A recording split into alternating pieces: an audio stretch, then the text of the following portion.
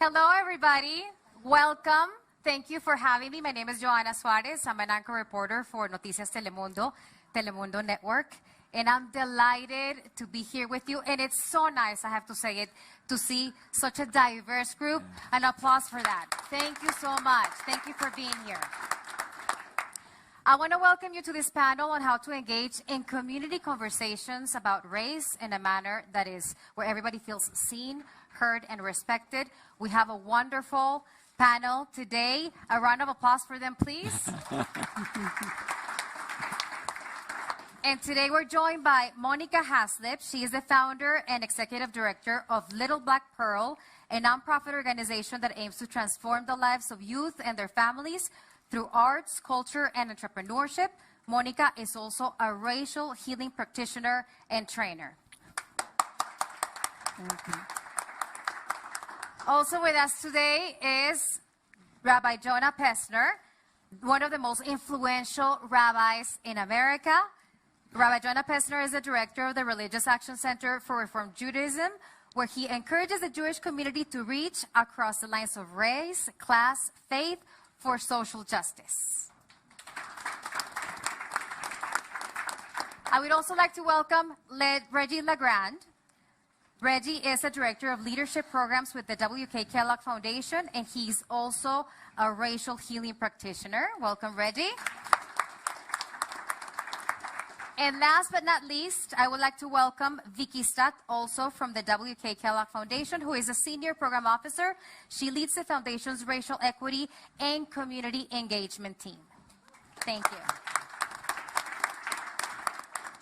Now, before we start with the conversation, I know that the W.K. Kellogg Foundation has a particular way to open the space to make it safe for conversations about race. So, Reggie, please take it away. First of all, thank you for being here. This is nice, like she said, a very diverse group, a large group, so thank you for being here. But we do, at the foundation, we start conversations like this a couple of different ways. And one way I'd like to engage you in, if you're open to it, is just basically taking a step back and breathing.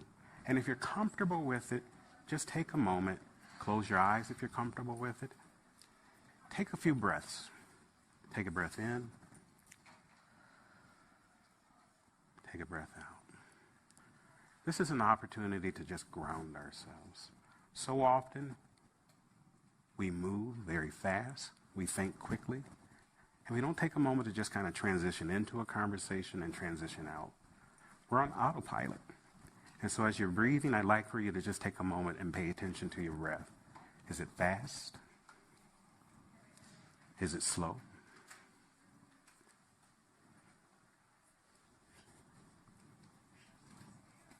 Notice what you're feeling in your body. Some of you might be feeling just after lunch a little tired. But you might also have been spending lunchtime trying to catch up on email.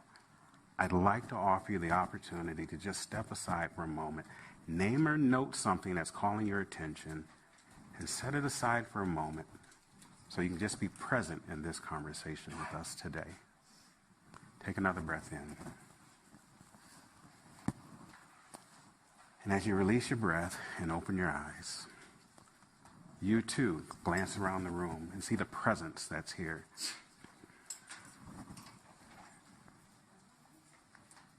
And as you're present for this conversation with us this afternoon, there may be moments in time that something comes to mind for you that doesn't quite sit right.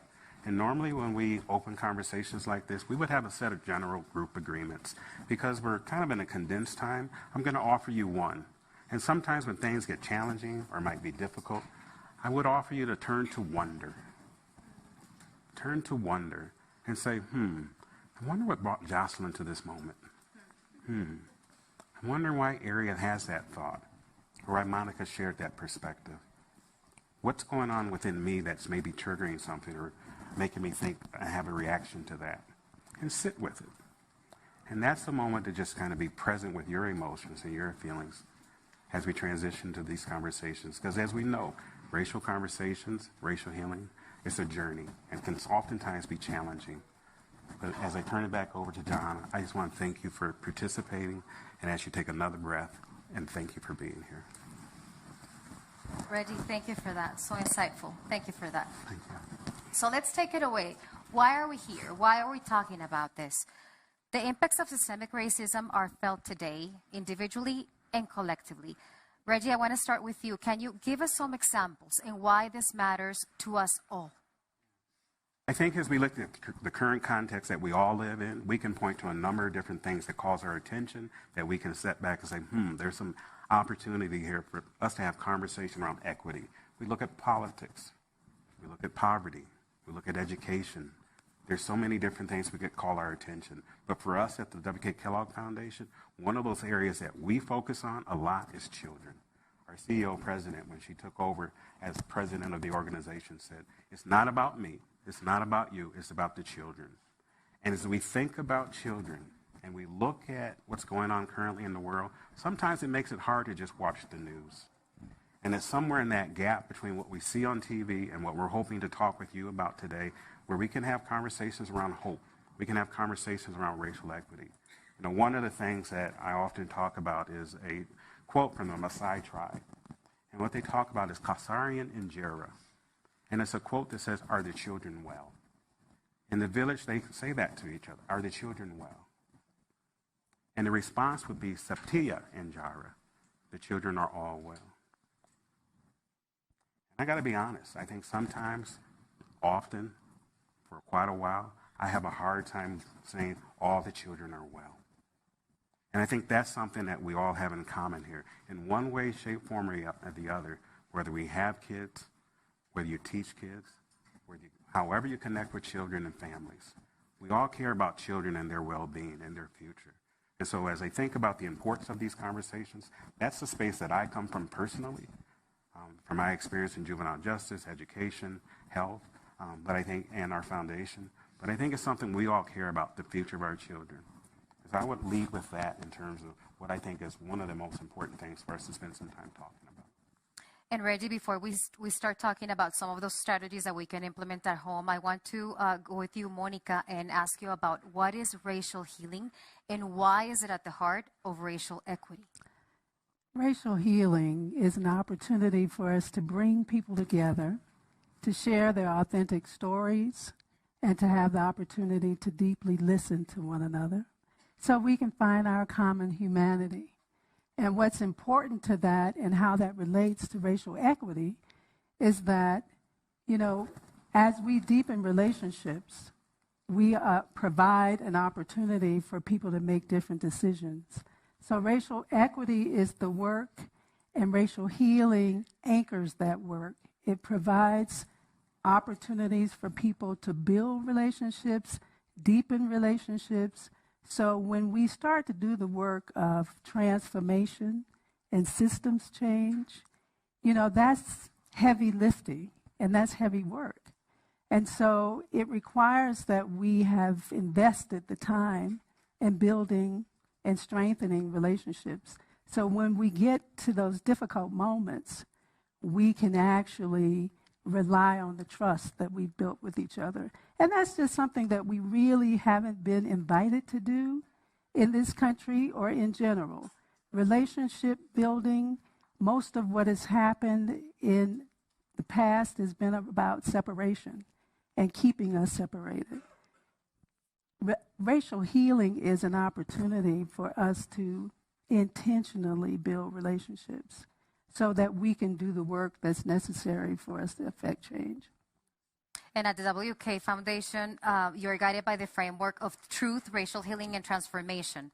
Why is it so important to start with truth, to acknowledge past wrongs, and also to acknowledge within ourselves our unconscious and conscious biases? I appreciate that question so much. And I just want to mention, if there's anyone that would like a seat, there are 4 chairs here in the front, in case you would not like to sit on the floor for too long. I think before jumping into that question, I just wanted to briefly reintroduce myself because there are a few Indigenous relatives here in the room. So my Ho-Chunk name is Scott Ixchenka, and that translates to white fawn in the English language. I'm from the Hoonch Bear Clan, and just want to thank our Indigenous relatives for being in this space with us today as well. So part of our work at the foundation is connected to a large initiative that we launched several years ago, framed as the Truth, Racial Healing, and Transformation effort. And so this is work that was very similar to the Truth and Reconciliation Commissions that have taken place and have been led by communities across different countries when they've reckoned with their histories of colonization, of systemic human rights abuses. And so we saw those models across different countries, and we saw the necessity of one of the most important lessons learned from TRC processes was that there was a missing component of healing work that was absolutely necessary for anyone engaging in a TRC process. And so we looked at and partnered with more than 100 different organizations across the US and globally and asked questions around, if we were to bring a similar sort of TRC process to the United States, what might that actually look like?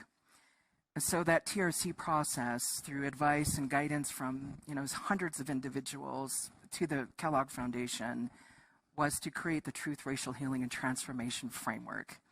And that framework allowed us to partner with 14 different communities across the United States to embark upon their own sort of reckoning and truth-telling about the impact of systemic racism within their communities and across communities within their locations.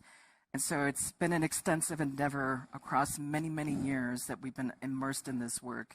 And we have found that to do racial equity work from this Truth, Racial Healing, and Transformation effort, that what has sustained the work over time was literally the importance of relationship development and relationship building. It was the strength of relationships across networks and communities, across racial groups, across ethnic identities, religious faiths, spiritual backgrounds, experience, the business sector, philanthropy, et cetera, et cetera. It was the relationships that has sustained that work, that healing work, that created the necessary environment for movement building and for community development. And so that's why at the foundation, we couple racial equity and racial healing work together, because we feel that those are two sides of the same coin. They're both needed for one another. When we talk about the impact of systemic racism, we unearth so much of the truth that has been hidden and is always beneath the surface, but we rarely talk about it in this country, about its ongoing impact. I also say that colonization in this country has not ended. It simply became federal and state policy. And so that impact over time, as we talk about systemic racism and the impact across our communities, healing work is integral towards us moving forward as a country. Healing work is not new. It has taken many forms and manifestations over decades. We can see some of the most recent impacts of that result, even if we look at the civil rights movement and movements across communities of color from the 60s and 70s. Healing work was integral to sustaining that work over time. Healing work led to policy change. In a sense, that's why at the Kellogg Foundation especially, we continue to focus on racial equity and racial healing, because we know it works. We have seen it work, and we know that it's one facet that is going to help this country reckon with its past and its current status with the impact of systemic racism and what we can do to address it. And on an individual level, how do we examine those conscious, Rabbi Pessner, conscious and unconscious biases? And when we're having those conversations, those discussions on privilege, how should we approach them in a way that doesn't alienate anybody? How do we do that? Yeah, it's hard. Yeah. It's really hard. First, I just have to ground myself too in my own tradition and invoke these words, Zehayom asa Adonai nagila v'nismecha bo, which is taken from the scripture. It means this is a day that the Holy One, the Creator, has given us. Let us rejoice and be glad. And I invoke those words because looking around this beautiful multiracial evidence of, from my tradition, I don't mean to impose my spirituality on you, but the evidence of God's majesty and the diversity of creation.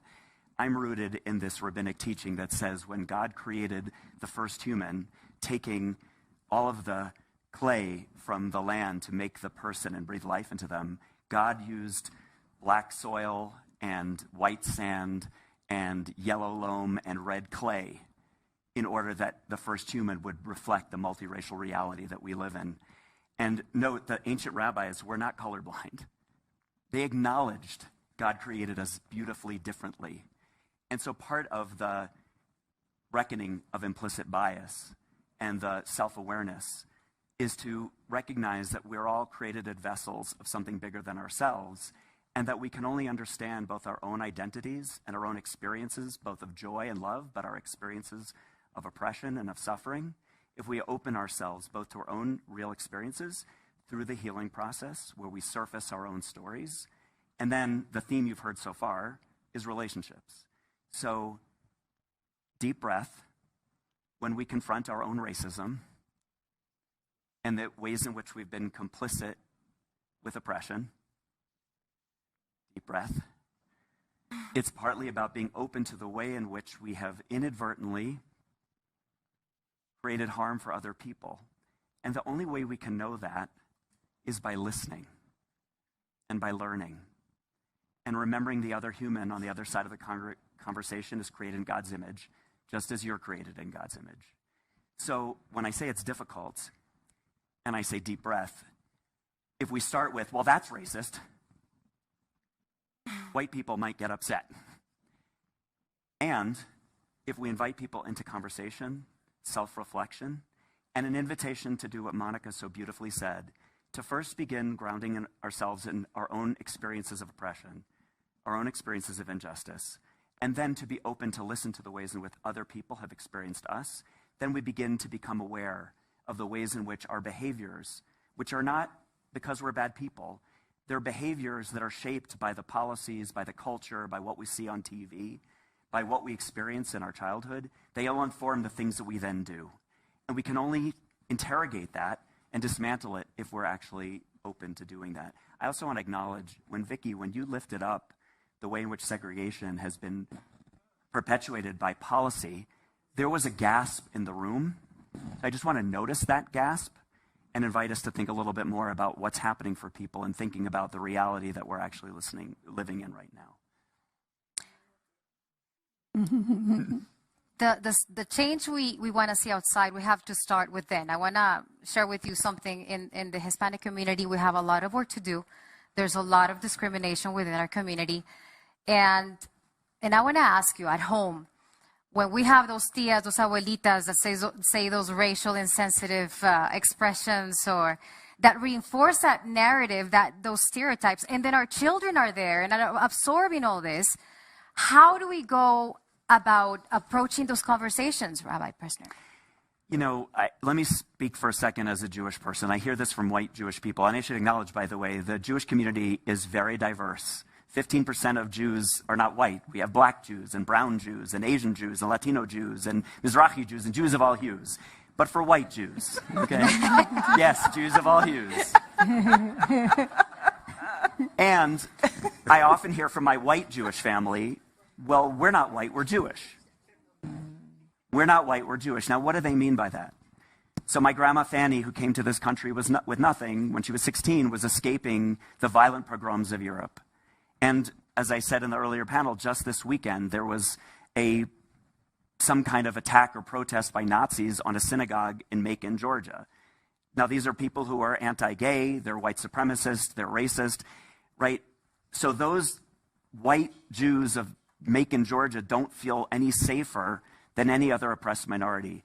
And yet, white Jews have flourished in America because of our whiteness. And we can hold that tension. So part of the hard work around the table, whether you're a Latinx family or you're an Asian American family, and by the way, now families are a little bit of everything. Yes. Right? Don't we have families that are like, you know, a little bit of this, a little bit of that? Right? That's the reality of the Yes. beautiful multiracial America. But be that as it may, to actually have those open conversations and say, okay, let's have honest talk about the ways in which we have benefited from the systems of oppression and the parts of us, like for me, my maleness, my whiteness, my privileges have given me great, though I could be the target of an anti-Semitic attack tomorrow, that doesn't mean that I haven't benefited from my privilege. Those are the kind of honest conversations that we have to have with one another. And within our families, Monica, if you could give us some strategies to talk to our children about race, because we teach them to be colorblind, to not be racist, but we don't want them to get too much into it because we don't want them to get in trouble. It's very hard. So what strategies can you give us to talk to our children about it? You know, I always, even in my work as a racial healing practitioner, I believe when we lead with love, everything is possible. Every conversation can happen. Every conversation can open up. So even with those grandmothers and aunties and folk who say things that make us feel a bit uncomfortable, the way we begin to have conversations with them, because we honor them as our elders, is to lead with love, is to make sure that when we have these discussions, we're having them in a way that we are honoring the people that we are addressing. If it's young people are some of the most brightest and most brilliant people on this earth. And so approaching them with the understanding that they have something to offer and that they are already beautifully and wonderfully created. And so we can receive some positive and some information from them as well. It's not always about us imparting knowledge to them. It's about our openness to seeing them as human beings. And so I think this notion of, how we view the power of love. What I love about the racial healing work is it gave me permission to always be in a space of love. And so even when I go and hold circle, the thing that I prepare myself to do is to be present and to also be in love even when I don't understand and even when I don't agree, because I do believe we can hold both things at the same time. And so in our homes, when we talk about hard conversations like race and racism with young people and with our elders, if we can approach that with a spirit of love and kindness and generosity and openness, then they make the shift. They make the change. I was talking a little earlier about a story about my mother who used to be a smoker. And she found a note from my nephew where he wrote a class project, and he said that he was concerned that his grandmother might have health issues because of smoking. She found that note. When she found that note, she stopped smoking in that moment. And so I say that to say that was a loving note for her.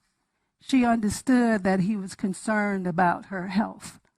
And that was enough for her to give up a habit that was not benefiting her. And she was not upset with him for actually writing that note. So, because she knew he came from a loving place.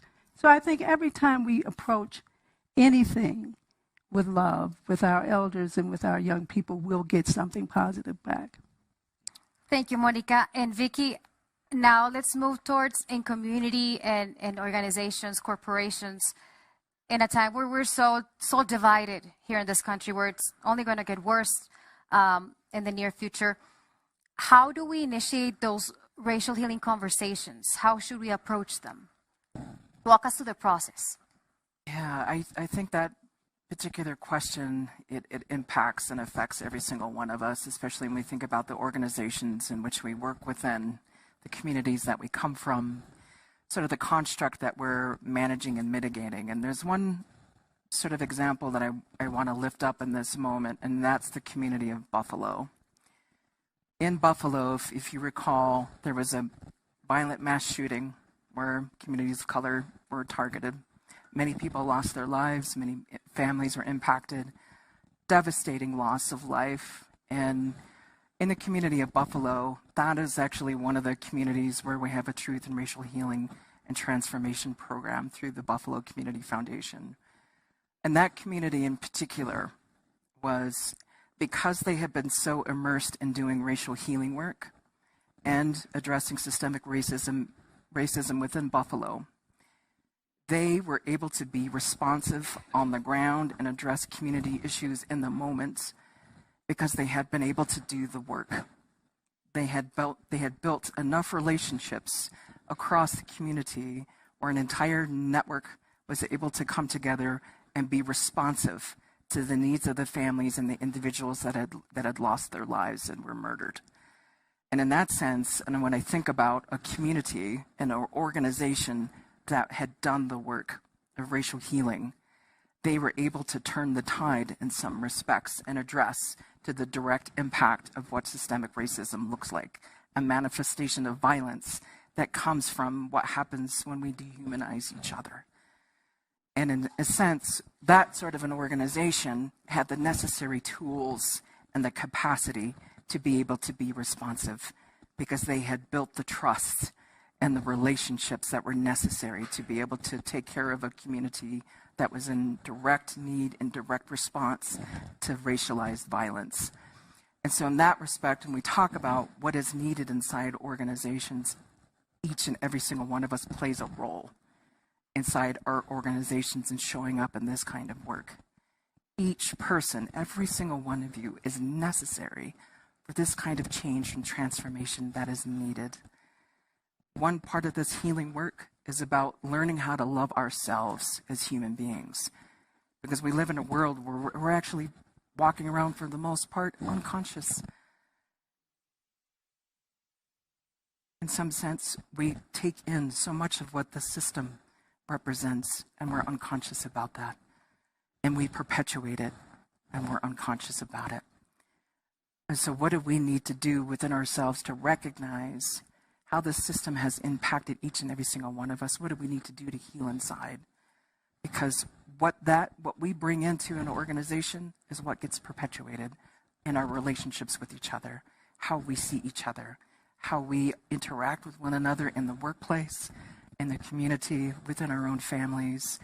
So this is key to why we talk about that relationship development, because that, when we are healthy and whole with ourselves, when we love ourselves, we are then able to love one another. And this gets back to Monica's point around centering love.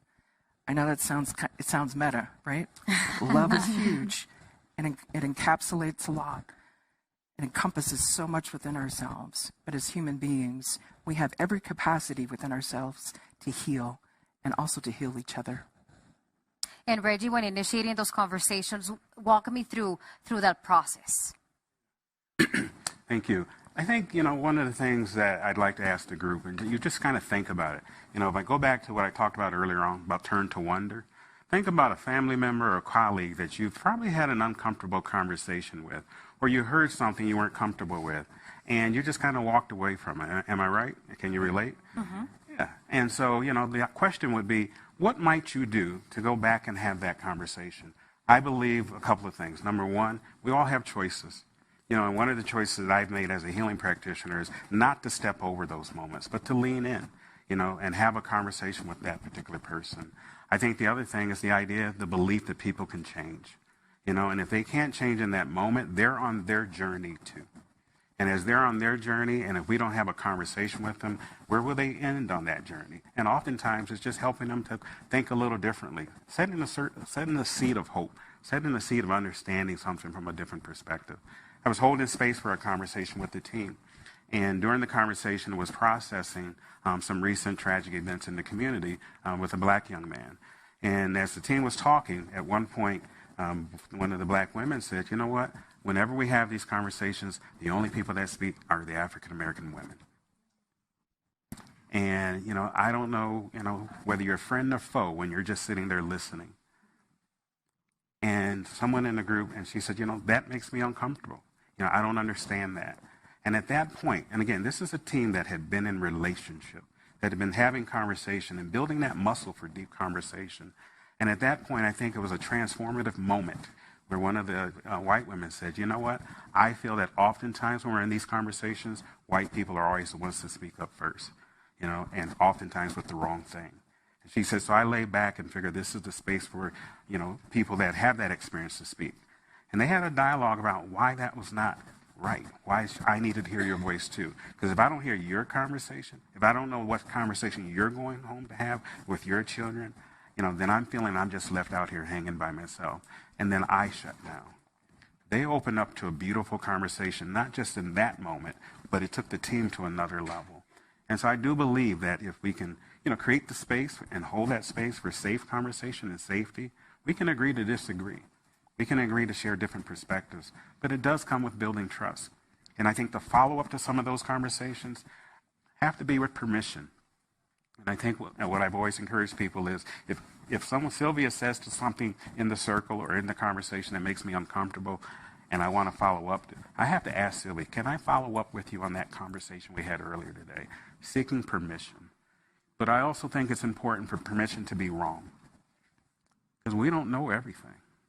And as we're learning and we're on our journey, if I at least have a safe space with people that I know, that I can say something and know it might not be right and you're going to help me, that's a powerful moment in itself. And it will help people move along their journey as well. So part of the process, I think, is creating the space, having some agreements with each other, and being able to see the humanity of each other, the solidarity that we're trying to create with each other. I guess, Monica, we have to go in with no expectations, but maybe with an intention. And if we're having that conversation and some challenges, like Reggie just mentioned, arise, how should we address them? At what moment do you step back? I think what is beautiful about the racial healing process is that we've learned some tools. And typically, when we have dialogue, it's pretty transactional. And because of these tools, it has given us an opportunity to prepare the space and to be prepared individually for the moment when you don't agree with someone else or when someone else is having a challenge in the conversation. And so I think, these tools include some of the things that Reggie mentioned, but the other piece of this is that, when Vicki talked about the framework and really understanding the role that racial healing plays in racial equity and moving systems and changing hearts, that's a really important piece to this work, because sometimes as racial healing practitioners, people imagine that racial healing is just for racial healing's sake. And it is sometimes, but in other ways, it's very strategic. We're planning as racial healing practitioners. We do a tremendous amount of planning. And that planning is connected to our outcomes. What are we trying to achieve? Are we trying to move the mark with a policy? Are we trying to move the mark with a system? And once we understand that, we begin to curate the group. We begin to figure out who needs to be in this conversation. We begin to figure out what kind of questions we want to invite them to ask and answer for each other. And how do I prepare as a racial healing practitioner to hold space? Because I know inevitably I might hear something that I don't agree with. And I need to be able to, as I said in the last session, love and disagree at the same time. We can do both. And so that really gives us an opportunity to have some tools to have these conversations. We really have not been taught in any way, whether it was school or in our homes, to build these kind of relationships. And for the purpose of ending racism and to see our common humanity. And so we've got to practice. It's a practice. It's a constant evolution and journey. So the goal is to really find opportunities for us to know what our goal is, create a plan, and bring the right people to the conversation. Some in the choir and some outside of the choir, because that's what's necessary to actually affect change. For you to achieve transformation. Yeah. Rabbi Pesner, as a faith leader, how do you leverage the values and the teachings of your faith to initiate those conversations? I love the question, and this is why I started with that opening frame, which is the frame we invite our people into. And it's not just for the Jewish community. All faith traditions ought to invite their people in and say, well, if you take these Muslim values seriously, if you take these Christian values seriously, if you take these Hindu values seriously, what does that call us to do? And I'll give you an example, actually, of applying the great wisdom of Monica and the other folks who do racial healing. I get this a lot. You know, Rabbi, you've gone too far. Deep breath, one of my white Jewish family. And I said, really, what have I done this time? And he said, well, we've embraced in our Reformed Jewish movement Juneteenth as a Jewish holiday, because we want to create a Jewish frame around Juneteenth that particularly lift up Black Jews and have them see the historical experience inside of Jewish tradition. So we have Black Jews who have written lots of liturgy around Juneteenth to celebrate. And we had a beautiful piece a Black Jewish writer wrote about the connection of Shavuot, which is the Feast of Weeks, and the connections to Juneteenth. It was really beautiful. And he said, I mean, I just don't see it. That's just pushing it too far. There's no connection between Shavuot and Juneteenth. So I took a deep breath, and I heard Monica in my head saying, love him. Love him. And I said, person, what? I just want to understand, because Reggie's in my head too, wondering. I wonder, what's the cost to you? How does it hurt you? What are you afraid of? A lot of times it's fear. And he couldn't answer. And he actually was quite moved and said, because I created space for sacred honesty, he said, I really don't know. And I said, well, do you think for the person who wrote that, who was the descendant of African slaves, that it gives his Judaism deeper meaning? And I actually think this person moved. So like King said, hate cannot drive out hate. Only love can do that. Just like darkness cannot drive out darkness. Only light can do that. We actually have to live in that space. And to give just another, can I give another example? Yes. So because this gets to Vicky's very agitational comment about policy today. Take another deep breath. My organization's New Jersey state project is in the midst of a desegregation campaign. Anybody from New Jersey? One of the most segregated states in the country. The schools in New Jersey, right? Based on, right? I mean, you know what I'm talking about. And so the strategy of this campaign is to get folks in the communities actually talking to each other into an abundance mode out of a scarcity mode. Like, if those schools flourished, it wouldn't come at the expense of these schools. And actually, if we funded equitably across, and we broke down some of the inequity because the cities don't have the funding, but the suburbs do. And by the way, the state constitution makes a demand about quality across. But if we don't just fight the policy fight, if we actually get into the space of love and getting the communities to come together across lines, and one of the strategies is doing this out of the churches and out of the synagogues and out of the mosques, so they come to it out of a place of deep values and faith. So we say, we as an interfaith, multiracial New Jersey are collectively saying we can all thrive if all of our children thrive. I'm happy to talk to you later about the campaign. Right now, I mean, I work in the news. It's very hard to remain hopeful with everything that's going on. How can we heal when communities are still being wounded? And I want to open it up for all of you. Can I really appreciate that question, because I'll share a very personal story from my own family. I grew up Native. My mother's Native, and my father was white. And so in the U.S. racial construct, I'm biracial. So my father was of German and Norwegian descent. And at the time that he married my mother, he was disowned from his family for marrying a Native woman. And during that time period, during their era when they married, it was still illegal across many states for interracial marriages. And so my parents were very courageous to fall in love and marry and start a family together. And to this day, I have only met one of my uncles on my father's side and my grandfather before he passed away. And I know very little about my father's side of the family because of that dynamic and the fact that they were afraid of the other. They had a fear of the other. And so they never met me and my brothers and sisters. So I have had to do my own healing work. I have had to understand what it means to look at a picture of my father's side of the family on our fireplace mantle, of seeing blonde, blue-eyed relatives that I don't even know.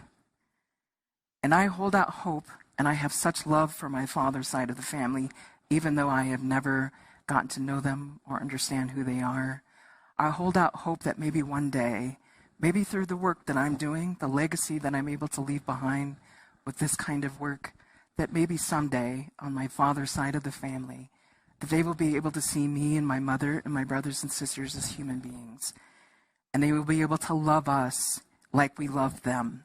And I'm hoping that one day that window of opportunity will open so that we're able to be in conversation with each other and to get to know each other because we're family.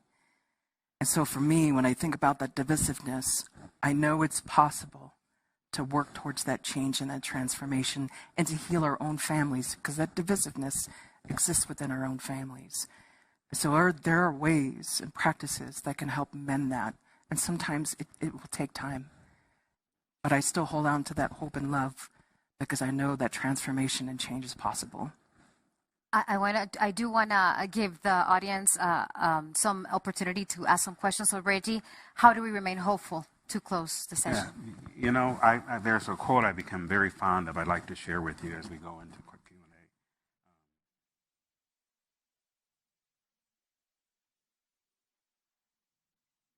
So when we think about hope, this quote by Bob Johansen really brings these points from his book, The New Leadership Literacies. And here's what he says. Over the next decade, the biggest negative disruptors will be young people who are hopeless and connected. And so much nowadays can be connected through social media. The biggest positive disruptors will be young people who are hopeful and connected. The key variable will be the degree of hope young people experience. Therefore, leaders in the future, us in this room, will be in the seeding hope business, planting seeds of hope, whether we like it or not. Amen. Monica? Yes. Yes, you're hopeful. Yes. I'm hopeful. I have to be hopeful. You know, I have to believe that we will end racism. If I don't believe that, I can stop doing what I'm doing. There's no point in it. So there is hope. I absolutely have hope. Rabbi John. I mean, to be a Jew is to have hope. But I will also add some wisdom out of the African American community. During a particular low point, the last few years obviously has been very challenging, right, everyone? I mean, it's been really hard if you care about racial equity and you care about justice. And I said to Sherilyn Ifill, who's a hero of racial justice, former head of the Legal Defense Fund, at a particularly low moment with kids in cages and an officer-involved shooting and just horrible things happening, I said, Sherilyn, how are we going to get through this? And she looked at me and said, Rabbi, I had ancestors who were born into slavery, and I had ancestors who didn't live to see its end. And I thought, she was teaching the rabbi a lesson, because my whole history is one of confronting oppression and living life, because that's the gift God has given us. We definitely can do it all together. We have to show up for each other. Solidarity is very important. So I want to thank you so much for inspiring us today. And I want to open the questions for the audiences. Who wants to ask a question? Go ahead. Hi. So, to your point, how do we disrupt the narrative, right? Because what we seem to be talking about is how bad it is.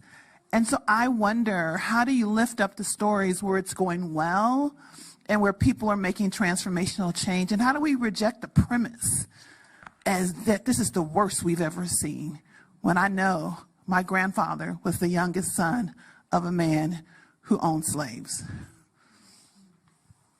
Monica, you want to answer? Yeah, I think we have to, even in my work, I love the idea that I can explore and experiment. One of the things that Black people have not been invited to do is to explore and experiment. So in my business, I decided during COVID that I would open a cafe that would celebrate the life of Dr. George Washington Carver. Dr. Carver's narrative had been reduced to the Peanut Man. Yeah. And for me, it was an opportunity for me to design and build an environment that represented the world I want to live in. And so I used business and designing business models as a way for me to expand and change the narrative. So my business is on the corner of 47th and Greenwood on the south side of Chicago. And in the maybe 16 or 17 years that I've been housed there, probably 90% of the people who came into my space were African American. So my goal was to determine if I could intentionally design a space that would be a place of belonging for everyone, that would celebrate Dr. Carver's life. And now I would say, and I'm happy to say, we have a very, very diverse customer base. We have a very, very celebrated conversation around Dr. Carver. People understand now he was a painter. He was, a musician. He was more than the Peanut Man. And so I think we have this opportunity to really define how we want to change the narrative.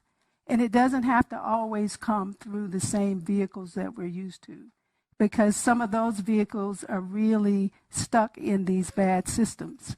And so they're going to keep giving us the narratives that they want us to have. So we have now the opportunity to redefine for ourselves how do we expand this narrative. And it can be in many, many ways. Ooh, ooh, ooh, ooh. Go right. Yeah. And I also think the narrative is being challenged and the narrative is being changed by the younger generation. Yes. I think intergenerationally, if we can get engaged in conversation, I love the fact we see young people in the room. Yes. Because they're not standing by just watching. Yes. And through our fellowship programs, the conversations we're having with different programs, the faces in the room, it's being changed. And sometimes I think it's a challenge of, keeping up with it. So. Silvia?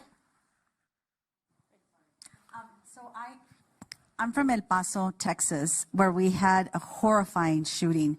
And at the time, I was leading a nonprofit organization, and we created what we called the Community Conversation for Healing, because, and we didn't know what to expect. We didn't know how many people would show up. We had over 400 people just come in and sit and talk about what happened, how they felt in that moment, because one of the things that happened at Walmart, it wasn't just Hispanics that were murdered. We had African Americans, we had Jewish.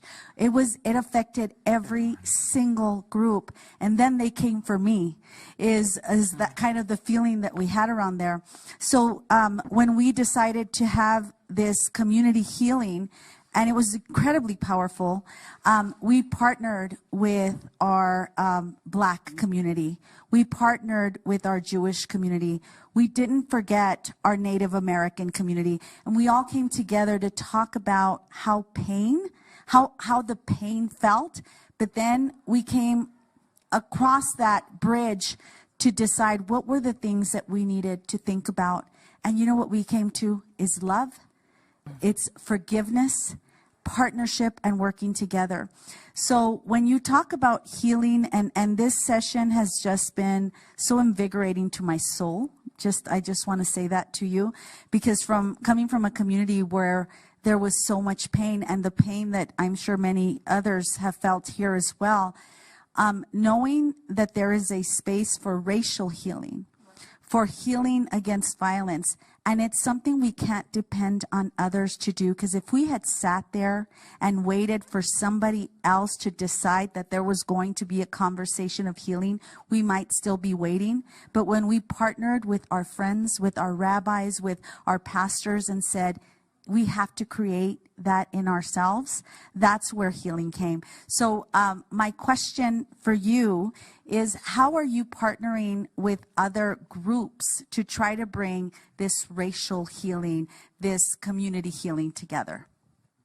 Rabbi Pessner, do you want to? I can't be more articulate than Sylvia just was. I mean, and I'm so moved. I know the rabbi of El Paso. I know the synagogue. I mean, this is what it is. It happened in Tree of Life shooting in Pittsburgh. It was Uvalde. God help us, the children, right?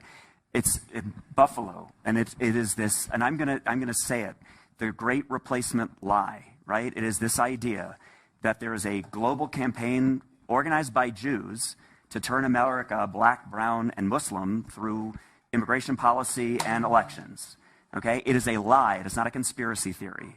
And it is on all of us to reclaim what is the hope of American democracy and actually be both in loving solidarity and healing on a local level, and then build the multiracial inclusive democracy so that we can actually protect everybody and have everybody thrive. But this is a great example of what it actually looks like. Thanks for watching our YouTube channel. Follow today's top stories and breaking news by downloading the NBC News app.